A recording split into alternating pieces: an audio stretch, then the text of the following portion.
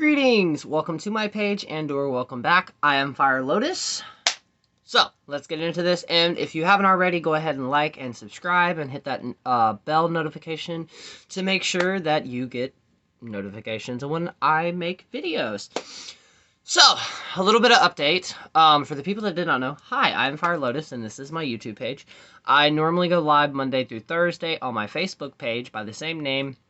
But here recently, since of Samhain, particularly this past blood moon, I am taking a break from that, and I'm going to start focusing on YouTube and podcasts. And of course, I'm always randomly making TikToks. So go follow me and subscribe on all of them. So, I wanted to start this video off, trigger warning, kind of. This is going to be a very deep video. Just letting you know that now.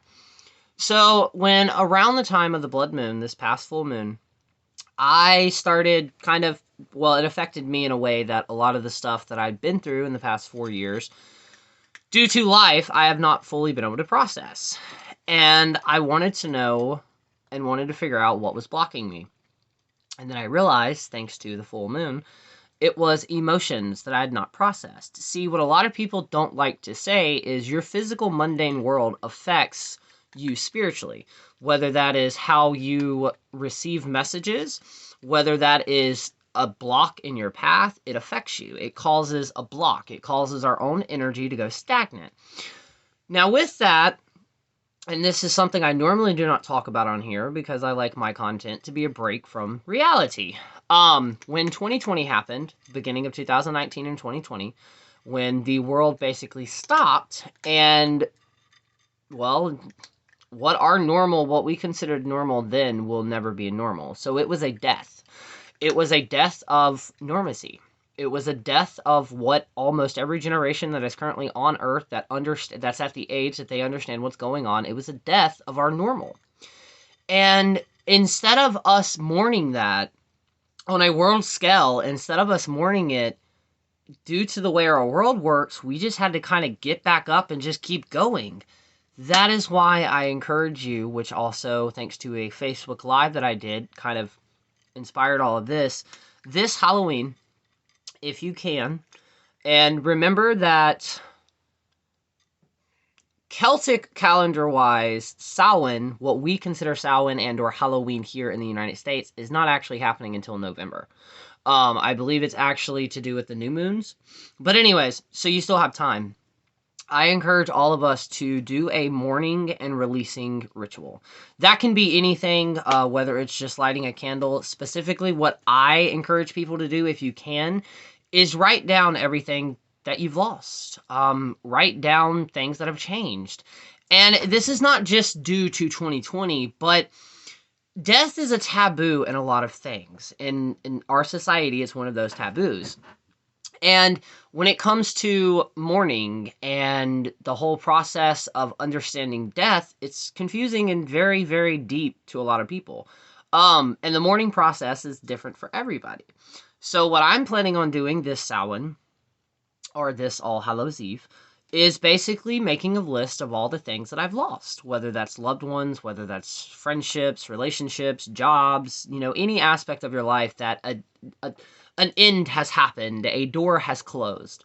Write all of that down and try to process it. I know that's a lot, and don't overwhelm yourself. Like, please don't. You yourself know your own limits. And just release that. Give it back into the universe. Give it back into the world. And I wanted to point out, I am getting head to toe goosebumps as I'm saying this. So in my practice, that is me speaking my spiritual truth. Sorry about that. My cat's trying to get in the way of this. Anyways. And then burn it. Release it.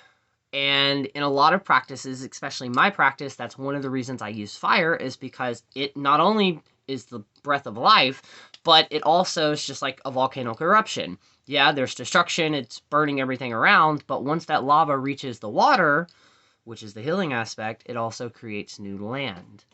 And I always go back to, like, everybody freaked out about Mercury retrograde, and this time specifically, but the funny thing was, it wasn't just Mercury retrograde. We had 4 planets that were going direct while Mercury retrograde was going retrograde. So that was a lot of the energy that we were experiencing. And it's when it comes to that type of energy, I call it the wildfire energy. There is a specific type of flower that only grows and can grow after a wildfire due to the fact of the chemical compounds that happens in the soil. It basically is just perfect for creating that source of life. And what I'm trying to get to is releasing. Releasing, because the only way that we can heal, a lot of people, thanks to social media, it's focused on shadow work. But at the end of the day, what is shadow work? Shadow work is basically peeling back the layers of things that you either don't like about yourself, or B, things that you have not been able to process. Now, I am against people doing shadow work if you have any type of mental thing, if you have any type of trauma or anything like that. I would suggest not doing it, because a lot of the times when people with trauma start to try to heal from it, it can actually cause our emotions, because we may accidentally come across some type of hidden trauma that we didn't understand, and then it's released and our bodies don't know how to process that emotional feeling. So with this, be safe, of course. And magic is not always beautiful. Sometimes you just gotta cry and scream, and that's what I encourage. Any way that you can get it out in a safe, healthy manner, I encourage to do it this time. Now, the reason I'm specifically saying Halloween or Samhain to do this is because what is to some people Halloween or Samhain? It is the Celtic New Year, which means if you are a practitioner, whether you follow it or not, it's a great time to have a death. Listen to me, not an actual physical death. It's the perfect time to realize how much we've lost in the past 3 to 4 years and not been able to process it, because the mundane world that we live in still has to go around and around. So on Samhain, or on the 30th, or on November the 1st, do some type of releasing. Whether that's walking outside and screaming to the top of your lungs, whether that is writing stuff down, crying on it, and throwing it in the fire and releasing it. But you also have the chance to have your ancestors there with you for emotional support. This is also a great way, if you've lost anybody within the past 3 years, write them messages on a piece of paper and burn it so they can receive it. Your ancestors are all around you. They are in front of you, they are behind you, and they're on both sides of you at all times in every aspect of life, especially when you need them the most. Whether you sense them or not, they are there. They hear all the prayers that you make, all the small little gestures, they always hear it. And our ancestors only want us to be better than them. They want us to realize the mistakes that they made, so we make sure we don't follow in those same footprints. It's one of the reasons we have history. It's one of the reasons we record history, of not to repeat it. Now, this specific Samhain is actually going to be very, very close to my heart, because it's also an anniversary of mine, as when I was self-initiated into what my practice has evolved into now. So, with that, please be safe. If you do not feel called to doing this, or you are not in a good mental state, please do not do this. Do not feel pressured to do this. But I thought it was a great way, and since then, and I also wanted to add a tad bit, a lot of people and a lot of practitioners are focusing on shadow work, okay? I'm going to make a video on why shadow work can be dangerous, especially if you are not actually prepared for it. But with that, there was a trick that I kind of learned. It's not really a trick, but I learned it and it helped. Instead of focusing on all the stuff that is your shadow side, why not nurture your inner child? Especially if you have any trauma, nurture that inner child. The core thing of magic, if you've ever wanted to know, if you're not a practitioner and you ever want to know what magic feels like, the best way that I can describe it is that infinite child feeling that anything is possible. No matter realistic or not, it's possible. That is what magic is. And the reason that we need visualization in our practice, or imaginations, is because that's pure magic. So, keeping this short, as usual, just do a releasing spell, or ritual. Write it down, burn it, have a fire when you can, take a shower or a bath after this. The reason I'm saying that is because it's going to be like a rebirth.